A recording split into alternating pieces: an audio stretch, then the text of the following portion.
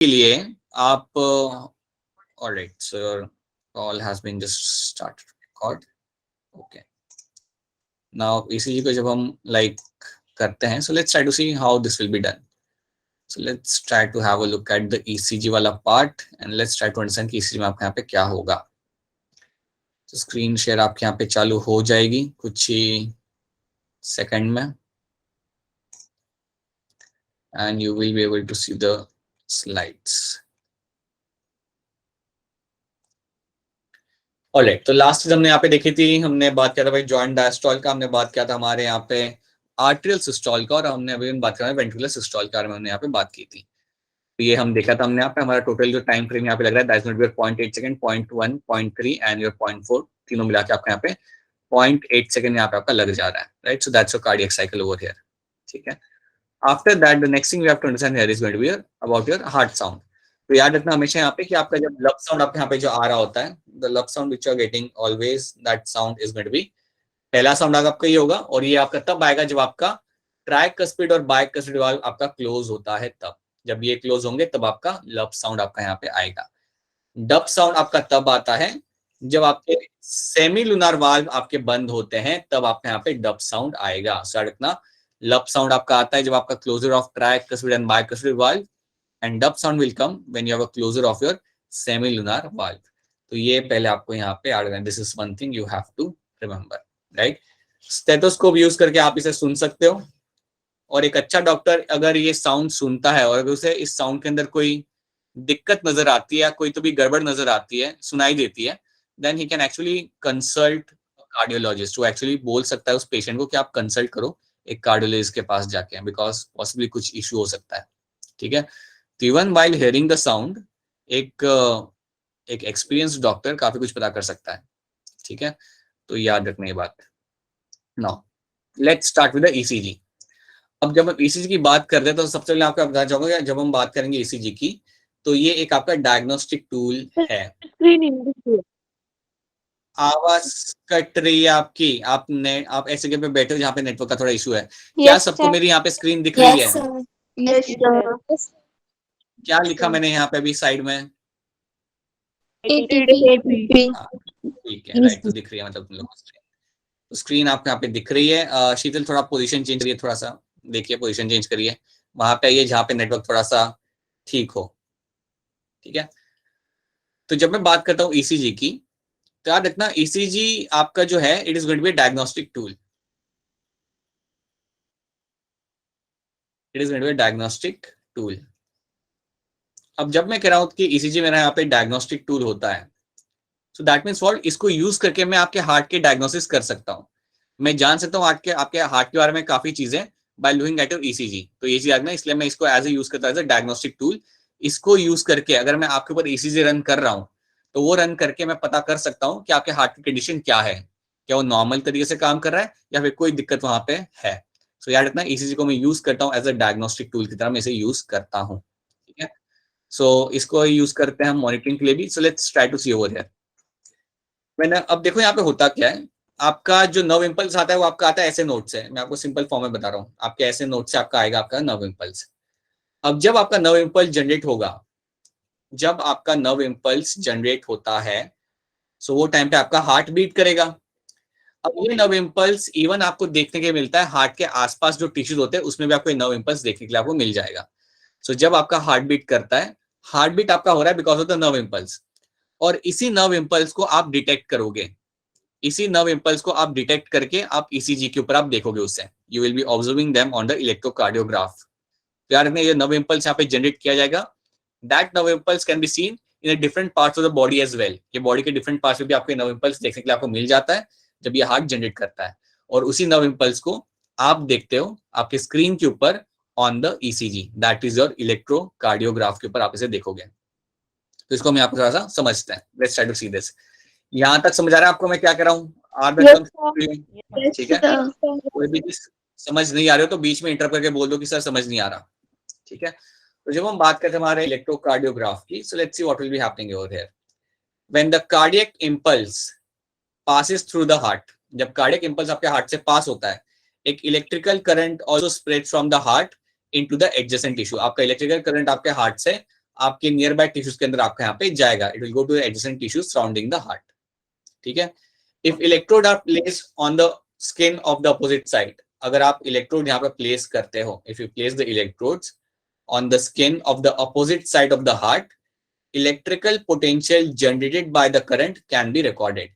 तो ये बोला है कि हार्ट से जब इंपल्स जाता है तो हार्ट के आसपास वाले टिश्यू में भी आपको ये देखने के लिए मिलेगा।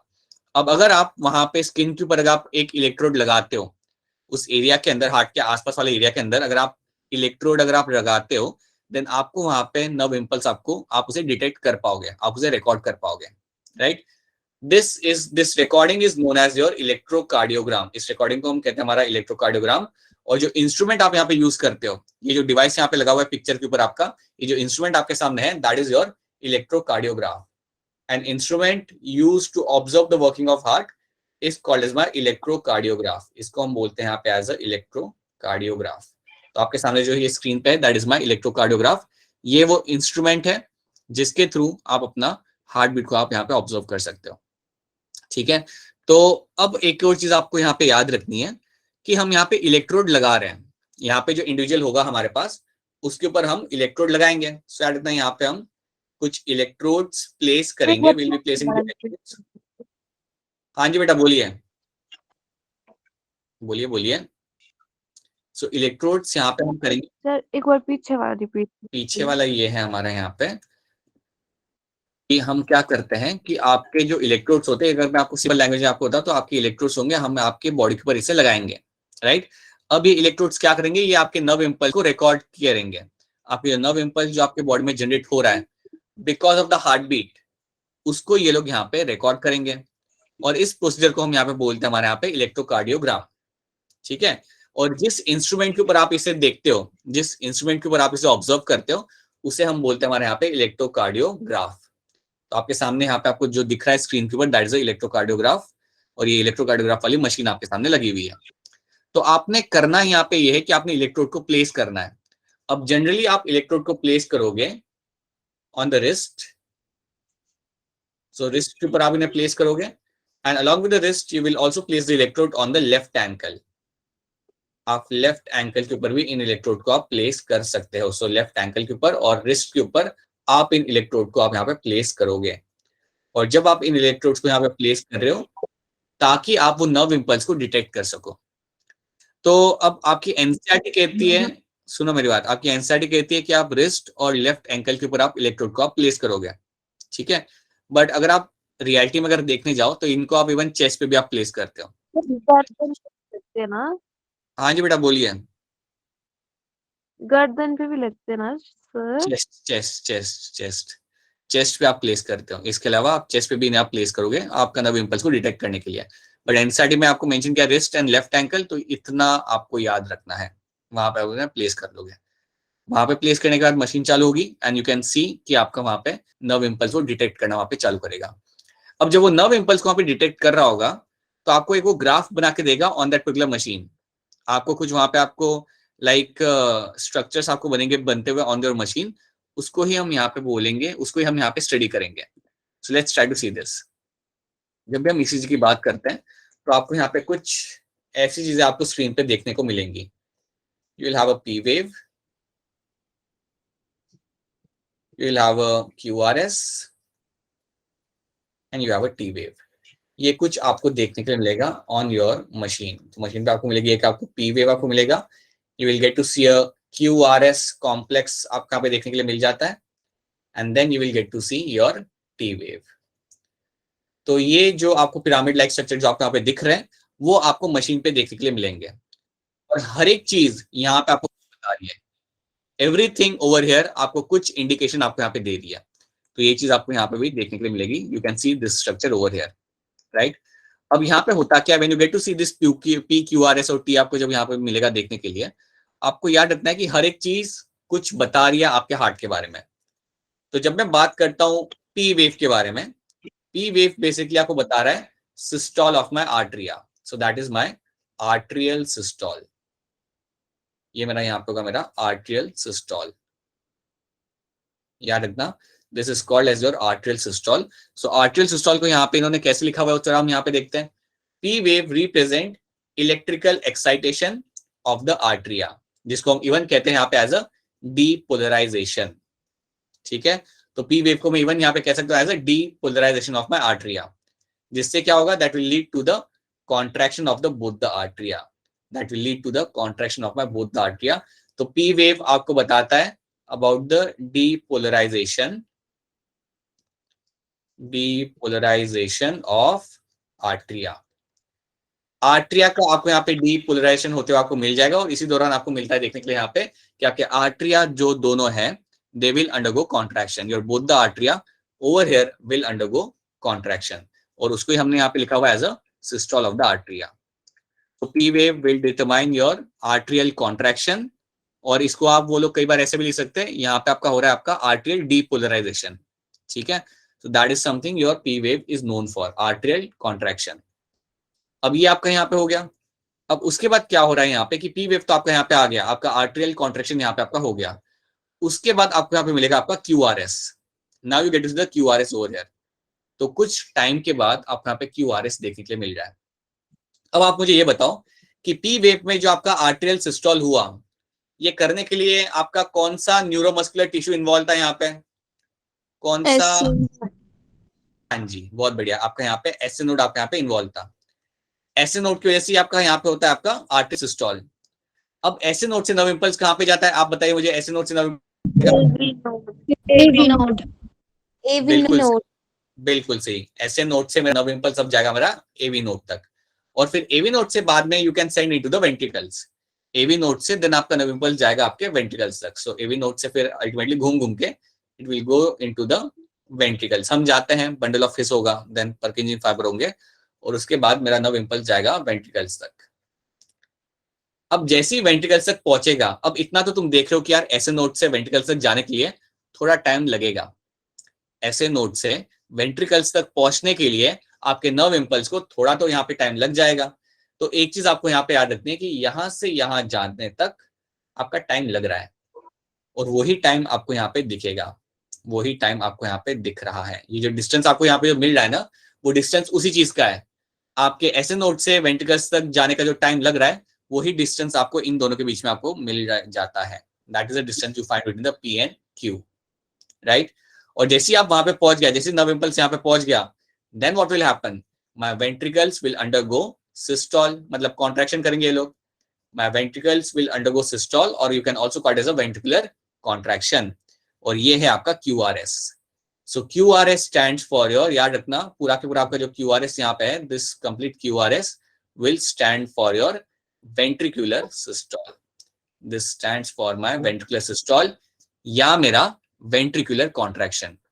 So QRS will give you the ventricular contraction or ventricular systole। तो अब इसको हम थोड़ा एक बार फिर यहाँ पे देखते हैं। यहाँ पे अच्छा, ये देखने के लिए ये बताओ, यहाँ तक समझ आ रहा है आपको? यहाँ तक ये पता चलिए डिस्टेंस किस चीज का है? ये जो P से Q डिस्टेंस ट्रैवल करने का है, that is amount of time आपका इंपल्स ले रहा है आपके वेंट्रिकल्स तक पहुंचने के लिए, and then you will find there is going to be a ventricular systole या वेंट्रिकुलर कॉन्ट्रैक्शन आपको यहाँ पे देखने के लिए आपको यहाँ पे मिल जाएगा। तो यहाँ पे हम इसे देखते हैं। QRS कॉम्प्लेक्स में क्या है आपके यहाँ पे, it represents the depolarization of ventricles, right, which initiates the ventricular contraction, which initiates your ventricular contraction over here। The contraction starts shortly after the Q and marks the beginning of the systole। So आपका Q से आपका contraction यहाँ पे चालू होगा, and that actually going to initiate your systole over here। तो याद रखना कि QRS जो आपका यहाँ पे है, यहाँ पे आपका वेंट्रिकुलर कॉन्ट्रैक्शन यहाँ पे हो रहा है, और इसको हम इवन बोल सकते हैं as a depolarization of my ventricles. So that is my depolarization of your ventricles. तो QRS को मैं इवन कह सकता हूं as a ventricular depolarization, ventricular depolarization. तो ये जो हम टर्म यहाँ पे यूज करें ना, अगर आपने चैप्टर 21 पढ़ा होगा आपके ब्रेन वाला, तो वहां पे हम ये टर्म यूज करते हैं depolarisation.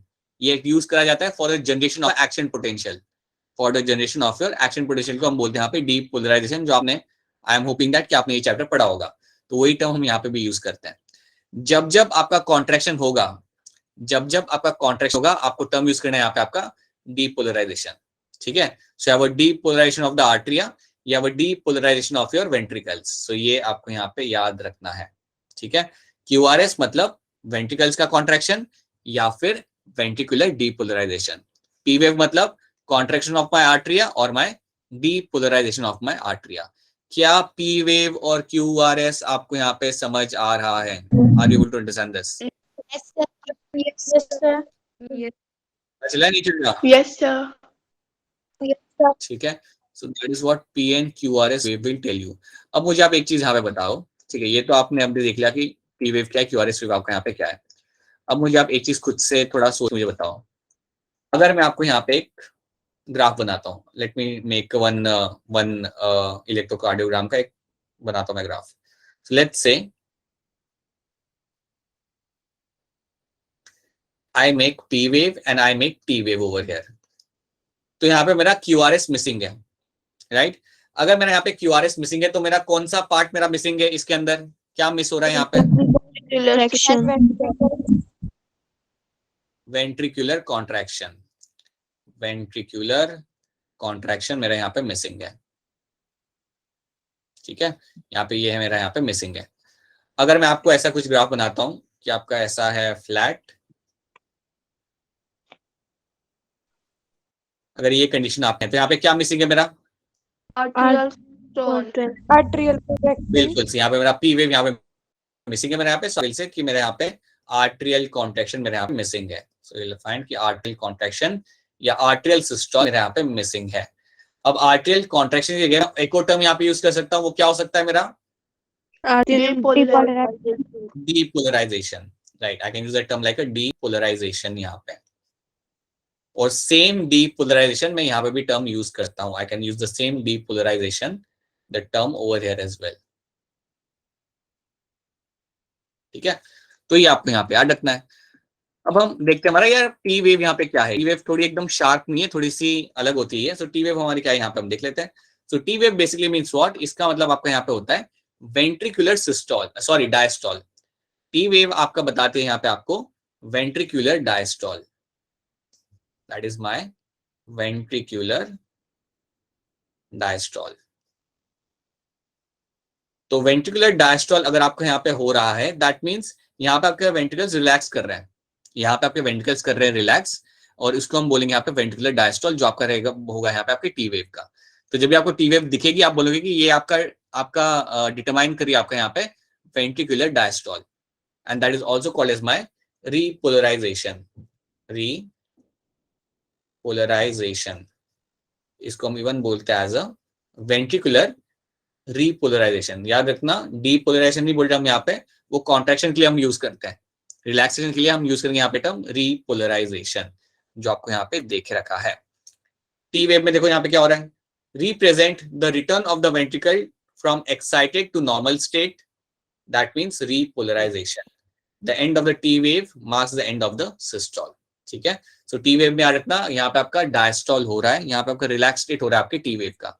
So T wave basically means your diastole of my ventricles, this is going to mean your diastole of your ventricles। तो ये आपका यहाँ पे रहेगा diastole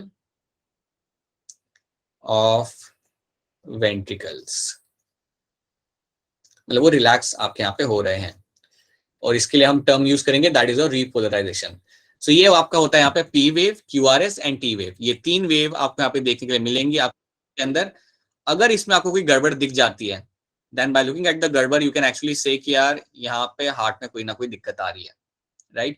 So that is your P wave, QRS and T wave। ये आपको वह काफी क्लियरली याद होना चाहिए कि कौन सी वेव यहाँ पे क्या आपका डिटरमाइन कर रही है। तो क्या आपको ये तीनों वेव यहाँ पे क्लियर है? Are this three wave clear to all of you? Yes, sir. Right, ये तीनों वेव आपको यहाँ पे बहुत सही से यहाँ पे क्लियर होना चाहिए। I hope this is clear to all of you like Muskan, Mehak, Riya, Tamannaah, all of you, right? I'm just saying few names, but I hope सबको ये clear है, ठीक है? सर इसमें आर्टेरियल डायस्टोल मेंशन क्यों नहीं होती है? क्या बेटा? सर इसमें आर्टेरियल डायस्टोल क्यों नहीं मेंशन की होती है? क्योंकि होता क्या ना बेटा, देखो अब जब आपका वेंट्रिकुलर डायस्टोल यहाँ पे हो रहा है, वो टाइम पे आपके आर्टरिया तो वैसे ही डायस्टोल स्टेट पे है ना। आर्टरी आपका कॉन्ट्रैक्ट हो रहा है वेव के दौरान, राइट? उसके बाद से वो डायस्टोल स्टेट के अंदर ही है, राइट? उसके बाद वो डायस्टोल स्टेट में रहेगा, बल्कि आपका ये वेंट्रिकल आपके डायस्टोल करेंगे एंड देन उसके बाद आपको दिखता है वहां पे joint diastole of artery and ventricles दोनों। तो आर्टरी तो आपका पहले ही आपका डायस्टोल स्टेट में आ चुका है, इसलिए आप उसे यहाँ पे नोटिस नहीं कर पाते हैं। You are able to notice your important things or things which are going to be creating the impulse. That is going to be your QRS and then your T wave. That's going to be ventricular diastole over here. Artery आपका पहले से diastole state में आ चुका है यहाँ पे, that's why उसका एक separately आपको यहाँ पे wave देखने के लिए आपको नहीं मिलेगा, ठीक है। So that is what you get to see happening in this. That's why you will find कि आपका systole मिलेगा यहाँ पे but not your diastole. So ये आपका रहता है यहाँ पे P, QRS and T. And then यहाँ पे आपको वापस एक नया आपका इम्पल्स यहाँ पे आपका चालू हो रहा है। यू विल गेट टू सी कि आपका यहाँ पे एक बार नया इम्पल्स एक और यहाँ पे आपका चालू हो जाएगा। अब आपको यहाँ पे एक दो चीजें यहाँ पे समझनी है, वो ये है कि आप खुद सोच के मुझे बताओ, एक दो चीजें सोच के आप खुद मुझे यहाँ पे बताओ कि अज्यूम करो कि you have this wave, you have this kind of graph, you have a P wave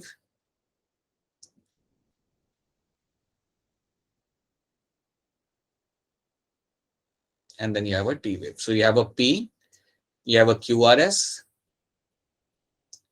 and then you have a T. अब इसमें तुम्हें क्या गड़बड़ लग रहा है, यहाँ पे तुम्हें क्या अजीब लग रहा है इसके अंदर?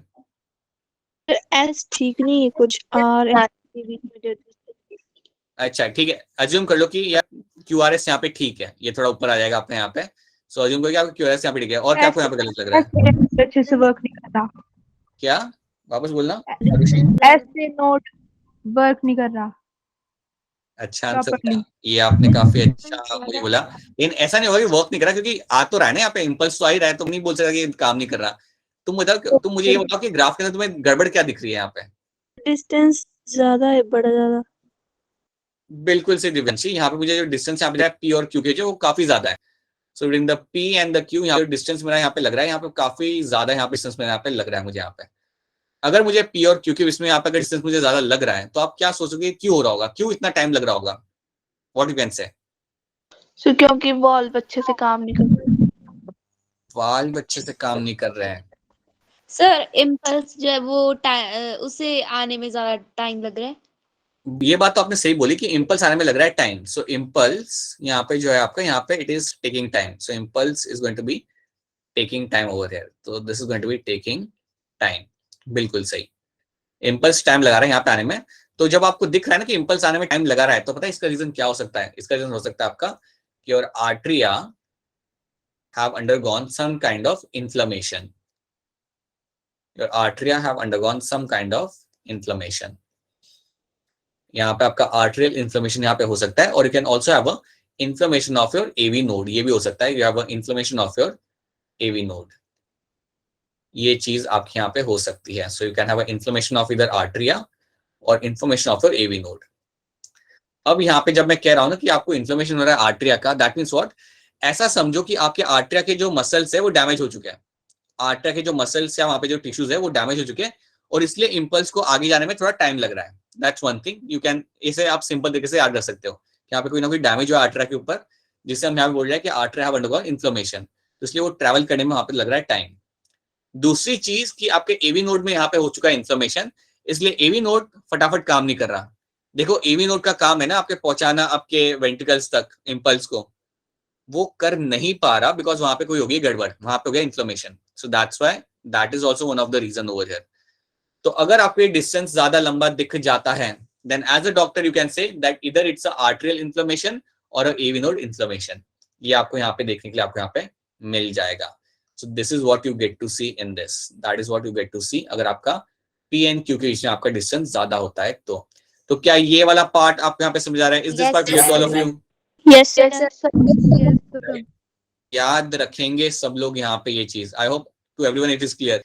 प्रीति, Tamanna, Muskan, Navpreet and all the people over there, I hope it's clear to all of you. Yes Okay? Sir. Yes So this is what sir. get to see happening over here, right? अब एक ये चीज आपने देख ली, तो this is something you already know कि P wave क्या करता है। यहाँ पे आपका P wave going to represent the arterial contraction, ये आप यहाँ पे जानते हो, मेंशन कर चुका हूँ मैं यहाँ पे आपको, right? QRS, depolarization of your ventricles which leads to a contraction of my ventricles over here, right? And T wave is a repolarization of your ventricles which leads to relaxation of your both the ventricles. ठीक है, T में एक mark the end of the systole over here. So याद रखना, एक single QRS जो आपका होता है, राइट, वो आपका एक आपके हार्ट बीट को डिटरमाइन करता है by counting the number of QRS complex that occur in the given time period. One can determine the heartbeat. तो आप QRS भी अगर काउंट करते हो ना, एक मिनट में कितने QRS आपको दिख रहे हैं, आप बेसिकली आप उस पर्सन की हार्ट बीट आप काउंट कर रहे हो. You are basically counting the heart beat of the person, right. तो ये याद रखना. अब मैं आपको यहाँ पे एक और चीज यहाँ पे बताना चाहूंगा कि ये तो आपने यहाँ पे देख लिया. कुछ कंडीशन ऐसी होती है जिसके अंदर क्या होता है कि आप you have the let's say over here, let's me show you over here. ये आपका जो QRS है ये काफी बड़ा होता है. कुछ कंडीशन में ऐसा होता है कि आपका जो QRS यहाँ पे होता है वो काफी बड़ा होता है. ये आपका काफी एनलार्ज होता है, ये ऊपर जाके नीचे आता है. So you have a enlarge QRS. अगर आपको एनलार्ज QRS मिल रहा है, अगर आपको एनलार्ज्ड QRS अगर आपको मिल रहा है देखने के लिए आपके ग्राफ के अंदर, आपके इलेक्ट्रोकार्डियोग्राम के अंदर, देन दैट मीन्स व्हाट, ये डायरेक्टली याद रखना, इसका मतलब होता है that the person is suffering with myocardial infraction.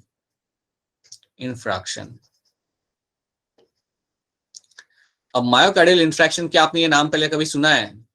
Yes sir. क्या होता है ये? सर मतलब हमारा हार्ट मायो जो खुद से इम्पल्स को जनरेट करता है. अच्छा ट्राई बहुत बढ़िया था, लेकिन नहीं. Myocardial infraction basically means your heart attack. This basically means your heart attack. ठीक है, ये आपका है. It's a simple term for your heart attack. तो एज अ डॉक्टर आप हार्ट अटैक नहीं बोलते, आप बोलते हो मायोकार्डियल इंफ्रैक्शन.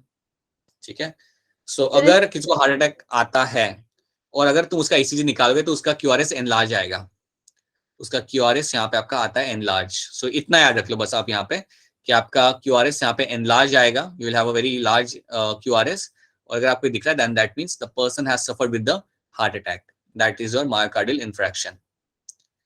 ये चीज आपको इस तरीके से याद रखनी है कि QRS अगर ज्यादा लंबा हुआ then you have a issue over here. तो क्या ये वाला पार्ट क्लियर है आपको? ये डायरेक्टली याद रखना है आपको यहाँ पे कि QRS अगर लंबा होता है यहाँ पे, that is myocardial infraction. Is this part clear to all of you? Is this Yes, part sir. clear to all of you? Yes, sir. So you have enlarged your QRS. That's one thing. और कुछ condition हो सकती है, जैसे मैं आपको यहाँ पे कंडीशन बना के दिखाता हूँ आपको यहाँ पे. You can have a condition. You can have a condition. Let me write over here. एक कंडीशन ऐसी हो सकती है कि आपके QRS के अंदर आपका जो T वेव है वो फ्लैट हो गया. आपका जो T वेव है यहाँ पे, that T wave has become पूरा मेरा ग्राफ ही चला गया वहां पे. So you can find कि आपका जो T वेव यहाँ पे होगा वो आपका फ्लैट हो चुका होगा. अगर आपका T वेव फ्लैट होता है, अगर आपका T वेव हो जाता है आपका फ्लैट, देन इसका मतलब ये है कि आपके वेंट्रिकल्स को या आपके हार्ट को सफिशिएंट अमाउंट में ऑक्सीजन नहीं मिल रहा. याद रखना ये बात को. अगर आपका T वेव हो जाता है flat, then that means your heart is not getting right amount of oxygen. So there is a lack of oxygen supply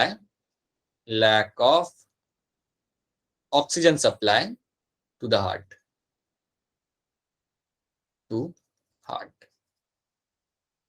ठीक है. तो ये चीज याद रखना कि अगर आपका T वेव यहाँ पे होता है flat, then that means you will have a lack of oxygen supply to the heart. आपको यहाँ पे देखने के लिए मिलेगा आपका ऑक्सीजन सप्लाई हार्ट की तरफ हो जाएगा यहाँ पे काफी कम. तो ये होगा तब when you have a T wave which will be flat. तो ये आप लाइक कंक्लूड कर सकते हो आप ग्राफ को देख के. तो वही मैंने यहाँ पे कुछ क्वेश्चन पूछे. अगर आपको लेंथ मिल जाए ज्यादा PNR वेव के बीच में, then that means you will have a inflammation of your atria. आपके यहाँ पे आर्टरियल इन्फ्लेमेशन यहाँ पे हो सकता है, that will be arterial inflammation. और एक और मैंने कंडीशन बोली थी, वो क्या हो सकता है, कहाँ हो सकता है inflammation? AV node inflammation. AV node. You can have a AV node inflammation. Okay. तो ये दो कंडीशंस आपको यहाँ पे देखने के लिए आपको मिल सकती है. अगर आप QRS एनलार्ज है, that means what? Simple language में क्या बोलेंगे हम लोग यहाँ पे? Heart attack. हाँ जी, सिंपल लैंग्वेज हम बोल सकते हैं हार्ट अटैक, और you can cause a myocardial infraction. Myocardial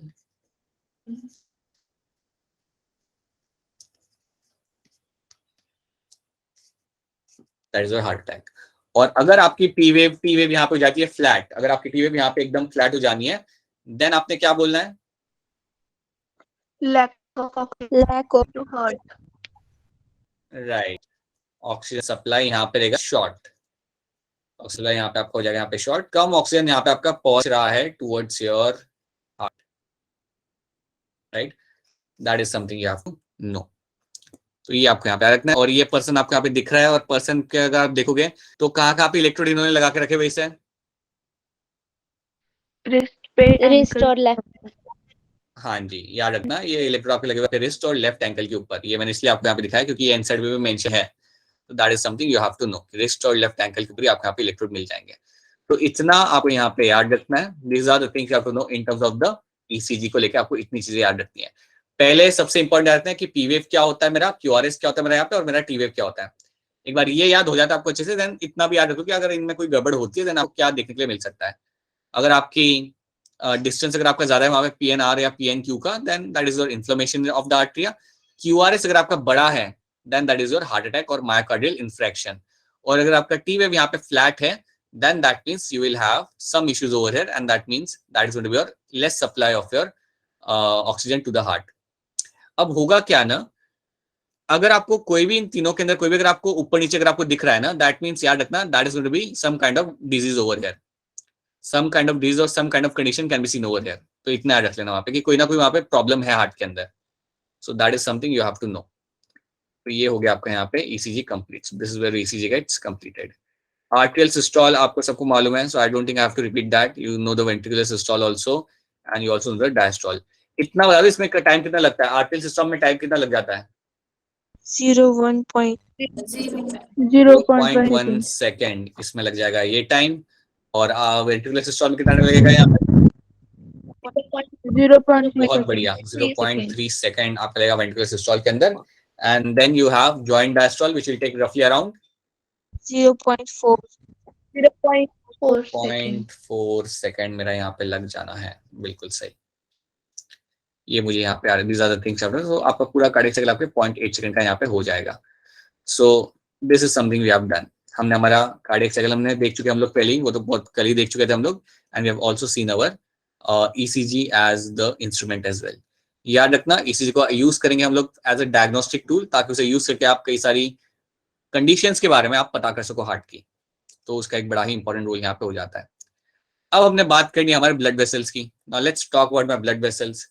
अब जब भी मैं ब्लड वेसल्स की बात करूंगा, आप यहाँ पे बात करोगे आपके आर्टरीज की। So basically will talk about over here about the arteries. देन आप यहाँ पे बात करोगे अबाउट द वेन, और आप बात करोगे यहाँ पे आपके कैपिलरीज की। सो आर्टरीज, वेन्स और कैपिलरीज की आप यहाँ पे बात करेंगे जब आप बात करते हो ब्लड वेसल्स की। अब ये सब चीजें बड़ी ही सिंपल हैं और आप लोग इससे काफी हद तक जानते भी हो। आप मुझे बता दो कि आर्टरीज से कौन सा ब्लड जाता है, ऑक्सीजनेटेड या डीऑक्सीजनेटेड, कैसा ब्लड जाता है इसके थ्रू? हाँ जी, ऑक्सीजनेटेड ब्लड जाता है। इतना सिंपल ही है। वेन से कौन सा जाएगा आपका? ठीक है।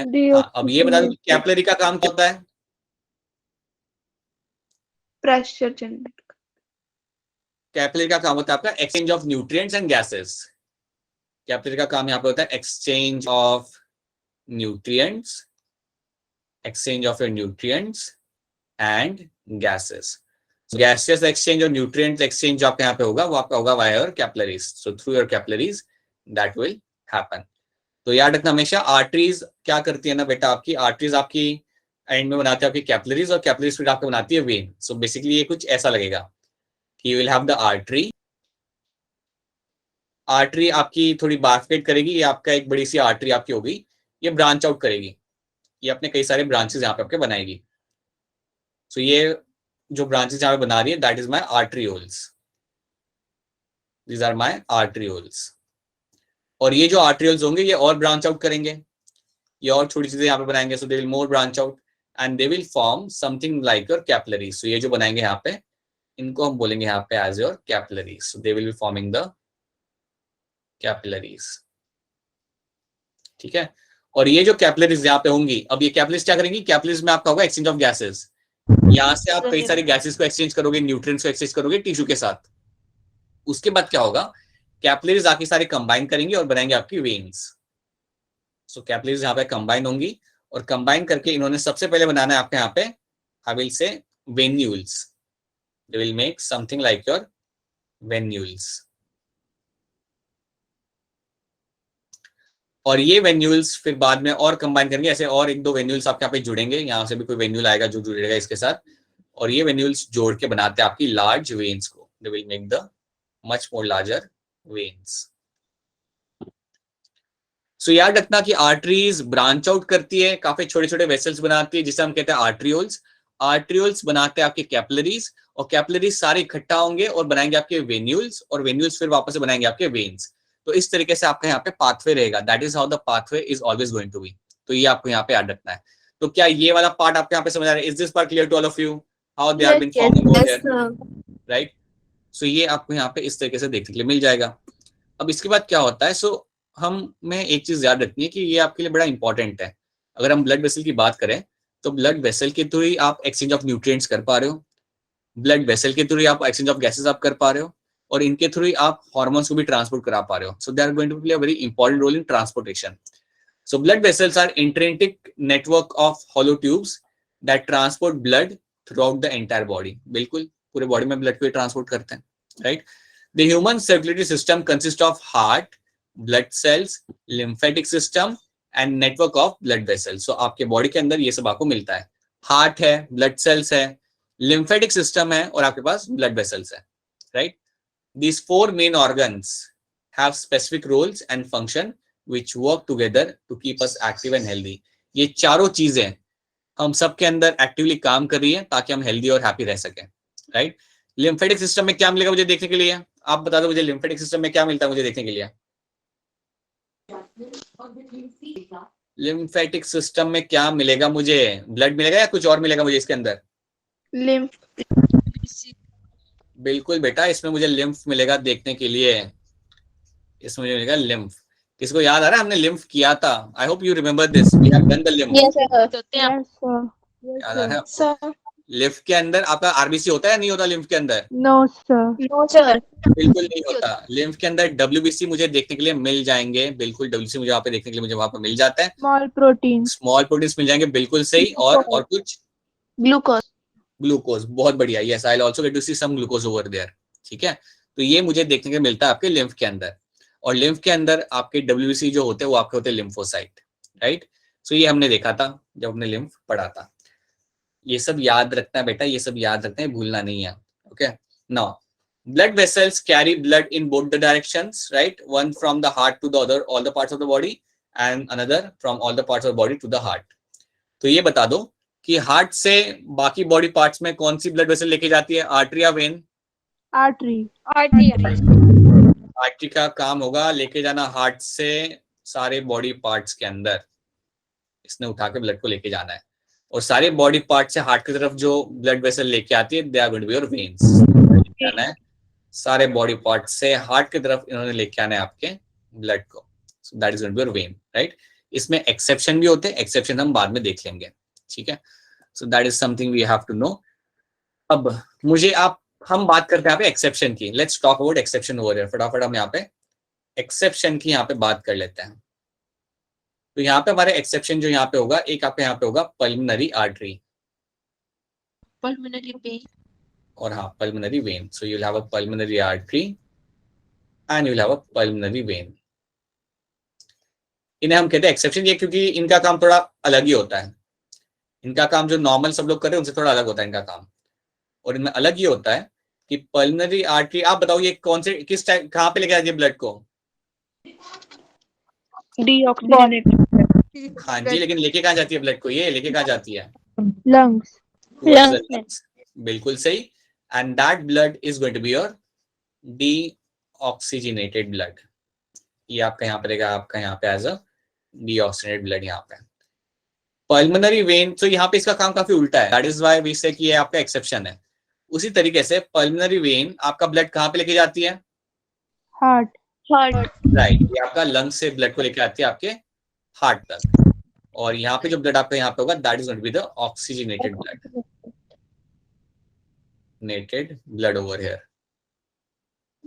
That is something we'll be finding happening in this. तो याद रखना what is my pulmonary artery and what is my pulmonary vein over here. अब यहाँ पे हमने करना क्या है, हमने ब्लड वेसल को इंटरनली हमें यहाँ पे समझना है. सो वी हैव टू सी यार इंटरनली आपके ब्लड वेसल कैसे होते हैं, या उसमें आपको क्या दिखेगा क्या आपको नहीं दिखेगा. सो दैट इज समथिंग आज हमें यहाँ पे थोड़ा सा देखना पड़ेगा. तो जब मैं बात करता हूँ ब्लड वेसल की, तो उनके अंदर आप इन्हें 3 पार्ट्स में आप इन्हें डिवाइड करते हो. Blood vessels will have 3 parts. Outer most region जो आपके यहाँ पे होता है that is called as my tunica externa. ये आपका रहता है outer most region. So outer most region जो आपके रहेगा ब्लड वेसल का, चाहे वो आपका आर्टरी हो, वेन हो या कैपिलरी हो, उसे हम कहते हैं टूनिका एक्सटर्ना. टूनिका एक्सटर्ना में आपको मिलेगा देखने के लिए आपका फाइब्रस कनेक्टिव टिश्यू आपको यहाँ पे मिल जाता है. सो याद रखना tunica externa will be having fibrous connective tissue with collagen fibres. ये आपको देखने को मिलेगा. आपके आर्टरी ले लो, वेन ले लो, या आप ले लो आपकी ब्लड कैपिलरीज. अब बेसिकली देखा जाए ना तो आर्टरी और वेन में ही आपको ये देखने के लिए मिलता है. ब्लड कैपिलरी में इतना थिक लेयर आपको यहाँ पे देखने के लिए नहीं मिलेगा. ठीक है, बट याद रखना you will have a tunica externa that is your fibrous connective tissue with collagen fibres. ये मिलता है आपको एक्सटर्नली, जो आपको यहाँ पे दिख रहा है that is your tunica externa. बाहर वाला पार्ट काफी थिक होता है, काफी स्ट्रॉन्ग होता है. देन मिडल पार्ट आपका आता है यहाँ पे टूनिका मीडिया. अब टूनिका मीडिया जो आपका रहेगा ये आर्टरी के अंदर होता है काफी थिक. याद रखना टूनिका मीडिया जो आपका रहेगा ये आर्टरी के अंदर, if you happen to see the artery, so artery के अंदर ये होता है बहुत ज्यादा थिक, जबकि वेन के अंदर ये होता है बहुत थिन. वेन के अंदर ये आपका काफी थिन रहेगा. So tunica media is a middle layer made up of smooth muscle and elastic fiber. Made up of your smooth muscle and your elastic fiber. और ये जो आपका ये रहेगा टूनिका मीडिया, ये रहता है आपका काफी ज्यादा thick in the artery. When के अंदर इतना थिक नहीं होता ये, याद रखना. वेन के अंदर ये काफी थिन होता है. Let me try to show you over here. देखो ध्यान से, आपका ये है आर्टरी, ये है आपका यहाँ पे आर्टरी.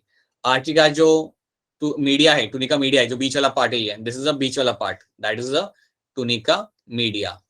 ये देखो आप, ये कितना थिक है यहाँ पे. और उसी के कंपेयर में आप देखो वेन को, दिस इज द वेन.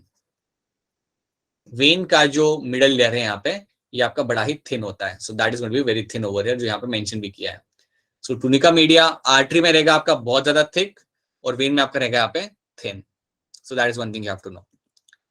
उसके बाद आपका जो टूनिका इंटीमा होता है that is the inner most layer. ये आपका मिलेगा यहाँ पे आपका इनर मोस्ट लेयर. ये बना होता है आपका स्क्वैमस एपिथेलियम से, स्क्वैमस एंडोथेलियम से.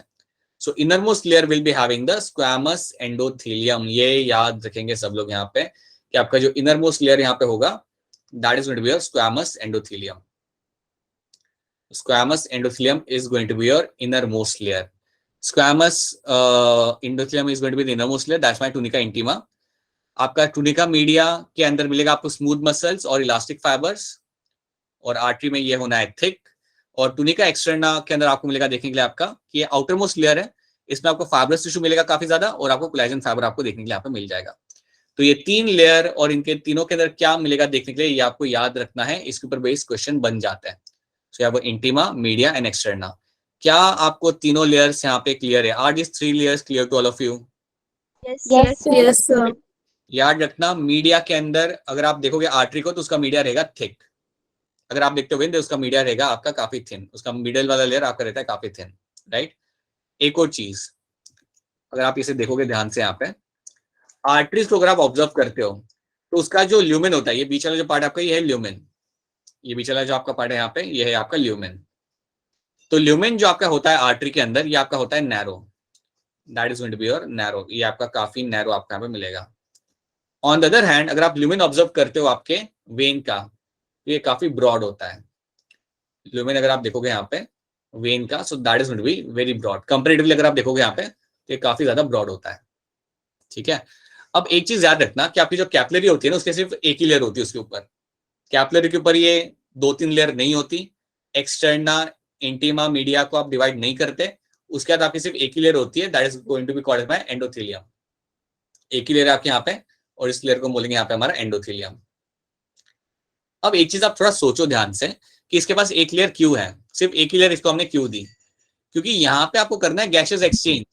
यहाँ पे इसको यूज करना है आपको ताकि आप न्यूट्रिएंट्स को भेज सको, आप गैसेस को भेज सको, आप गैसेस को ले सको. और क्योंकि आपको इतनी सारी चीजें करनी है कैपिलरी को यूज करके, तो आप इसके ऊपर इतनी लेयर नहीं लगाते हैं. You have to keep this capillary somewhat semi permeable. ये आपकी काफी हद तक सेमी परमिएबल होती है और इससे कुछ ना कुछ चीजें आपकी निकलती रहती है, या इससे आपकी चीजें बाईपास होने में इसमें काफी आसानी से होगा, यहाँ से बाईपास चीजें. सो याद रखना, capillaries are going to be having the single layer, that is my endothelium, right. Lumen की अगर कोई बात करता है तो आर्टरीज का ल्यूमेन रहेगा नैरो. आर्टरीज का जो ल्यूमेन रहता है वो आपका नैरो रहता है और वेन्स का रहेगा ब्रॉड. वेन्स का जो ल्यूमेन यहाँ पे रहेगा वो आपका रहेगा यहाँ पे ब्रॉड. तो क्या इतना आपको यहाँ पे समझ आ रहा है? Is this part clear to all of you? Yes, sir. Right. तो ये आपको यहाँ पे याद रखना. अब इसमें एक और चीज मैं आपको यहाँ पे बताना चाहूंगा कि वेन्स की जब आप बात करते हो, जब वेन्स की आप बात करते हो, सो वेन्स के पास आपको मिलेंगे वाल्व्स. वेन्स के अंदर आपको मिलेंगे वाल्व्स देखने के लिए, और इन वाल्व्स का काम होता है to avoid the back flow of blood. इनका काम होता है to avoid back flow of blood. तो इनका काम होगा to avoid the back flow of blood. ठीक है. तो ये चीज आपको यहाँ पे याद रखनी है, that your veins will be having the valves जो आपको आर्टरी में नहीं मिलेंगे. याद रखना, आर्टरी के अंदर आपको कोई भी वाल्व आपको नहीं मिलेगा, सिर्फ आपको वेन में मिलेगा, राइट. आप किसी की वेन अगर तोड़ के निकालते हो, then they will be having the valves and those valves will avoid the backflow of blood. उनका काम होता है कि ब्लड को बैकफ्लो होने से वो बचाएंगे. तो ये एक एडिशनल इंफॉर्मेशन है जो आपको यहाँ पे याद रखनी है. और ये तो आपके सामने यहाँ पे आपका ये बना के रखा हुआ है हम लोगों ने, आपका चार्ट, जो आप हमेशा देख के से आप समझ सकते हो कि यहाँ पे क्या चीज आपके यहाँ पे हो रही है. जो मैंने आपको बताया वही सब यहाँ पे लिख के रखा हुआ है. जो भी मैं आपको यहाँ बताया वही यहाँ पे लिख के रखा हुआ है. Like your lumen will be having, let's say lumen will be having small and narrow. यहाँ पे आपका रहेगा ल्यूमेन काफी लार्ज, यहाँ पे तो बहुत स्मॉल ये आपका रहेगा ल्यूमेन. ठीक है. वॉल आपको मिलेगी यहाँ पे थिक. क्या रखना, आपकी आर्टरी की वॉल रहती है थिक. ओवरऑल देखोगे तो आप वेन की रहेगी थिन और कैपिलरी की तो बहुत ही थिन होती है यहाँ पे आपका wall. It's going to be very thin, right. Largest artery अगर आपको कोई पूछे देन याद रखना आपको बोलना है आपके यहाँ पे ओर्टा. ओर्टा जो आपने देखा था ना आपके हार्ट के वहां पे जो निकल रहा होता है, aortic arch, so that is going to be having the largest artery. Backflow of blood avoid कैसे हो रहा है? Because of the valve. Valve आपके पास होंगे जिससे वजह से आपका बैकफ्लो ऑफ ब्लड यहाँ पे आपका अवॉइड होगा. और आपकी जो कैपिलरी होती है वो होती है आपकी semi permeable. They will have a semi permeable wall, ताकि आप गैसेस और न्यूट्रिएंट्स को आप ट्रांसपोर्ट कर सको, ताकि आप गैसेस और न्यूट्रिएंट्स को आप ट्रांसपोर्ट आप कर सको. ठीक है. Are this things clear to you? क्या आर्टरी, वेन और कैपिलरी आपके सामने क्लियर है यहाँ पे? Yes, sir. Yes, sir. कैसा भी नीट में क्वेश्चन पूछे इसको लेके आपको वो आंसर करना आना चाहिए, क्योंकि इसमें काफी हद तक जो चीजें वो काफी समझने वाली है, राइट. ज्यादा कोई आपको इसमें बहुत घुमा के क्वेश्चन नहीं पूछेंगे. You have to know those things. अगर आपको याद रहती है देन कितना भी क्वेश्चन आपको लोग घुमा के पूछ ले, आपको इसमें से आंसर आ जाना चाहिए, right. You shouldn't have any issue over there. अच्छा, वो ये बताओ, जब आपको इंजेक्शन दिया जाता है तो वो कहाँ देते हैं? वेन में देते हैं, आर्टरी में देते हैं, या कहीं पे भी दे देते हैं? Artery में. वेन्स में. अच्छा, अगर मैं आपको बोलूं कि एक इंजेक्शन होता है जिसका नाम होता है आपका इंट्रामस्क्यूलर, तो ये कहाँ पे दे रहे हैं? Muscles. पे दे रहे हैं. अगर कभी किसी को डॉग बाइट हुआ होगा या किसी ने अगर वो बूस्टर का शॉट लगाया होगा तो याद रखना वो आर्म पे लगाते हैं. आर्म पे लगाते हैं तो वहां पे कोई वो वेन या आर्टरी नहीं देखते, वहां पे मसल्स में शॉट लगाते हैं. ठीक है. तो एक होता है आपका इंट्रामस्क्यूलर और एक आपका शॉट होता है जिसे हम कहते हैं यहाँ पे intravenous. You can have a intravenous as one. Intravenous भी आपको टर्म से पता चल रहा है कि कहाँ पे लग रहा होगा? वेन में, राइट. आपको जब सलाइन वाइन चढ़ाया जाता है तो आप वेन का यूज करके आप उसके अंदर आप लाइक अपना सलाइन आप वहां पे चढ़ा सकते हो. ठीक है. एक और चीज इसमें आप याद रखना कि हमेशा जब भी आप अगर आपने देखा होगा people who have a diabetes, even they take a intramuscular shot. अगर आपने कभी नोटिस किया होगा तो even they take a intramuscular shot, ताकि इंसुलिन का जो उन्हें लेना पड़ता है खाने के पहले, वो अल्टीमेटली ब्लड के अंदर आ जाता है. बट ये दो आपको याद रखना, ये दो टर्म्स आप यहाँ पे याद रख सकते हो. यहाँ पे इंट्रावेनस एंड यहाँ पे intramuscular. So these are the two things you have to know. So हमने यहाँ पे हमारा कैपिलरीज, वेन्स, आर्टरी हमने यहाँ पे देख लिया. उसके साथ साथ वी हैव अंडरस्टूड हमारा ईसीजी. तो क्या आप ईसीजी देख के आप पता लगा सकते हो कि इसको क्या हुआ है? Can you get to know that? Yes, sir. Yes बोलो, क्योंकि मैं तुम्हारे हाथ में ईसीजी देने वाला पता करने के लिए कि क्या है क्या नहीं. बट यू शुड नो कि अगर आपका पी वेव नहीं है then it means what, QRS अगर enlarge है, that it means what? You should be knowing all those kind of things. ठीक है? So you can get those things in the match the following. मैं इसका example आपको एक दिखा भी दूंगा जो आपका पूछा गया था. So you should be knowing all those things. और याद सबसे पहले याद रखना कि क्या होता है P wave. That is my depolarization of arteria. QRS रहेगा आप यहाँ पे depolarization of your ventricles and P wave will be my repolarization of your ventricles. So इतना पहले याद रखो and then additional चीज आप 2-3 जो बताई है वो याद रखनी है आपको. ठीक है? आपको मैंने एक थ्योरी वाला पोर्शन दिया हुआ है, अगर आपने देखा होगा तो आपको थ्योरी मिला है of this particular part, cardiac cycle and your ECG. किसी ने नोटिस किया था? ग्रुप पे डाला था मैंने थ्योरी, Yes, sir. राइट? उसको रख लो. That is a very good theory to revise your cardiac cycle and your ECG. ठीक है? I will add some more theory to remaining topics और अदर टॉपिक्स, बट जो भी आपको दिया गया है please make sure you keep that thing, right? That is something you have to remember. All right. Divyanshi आपको पेपर मिल गए थे कल? Yes, sir. Right. I'll be sharing with you all as well. मैं आप लोगों के साथ एक ड्राइव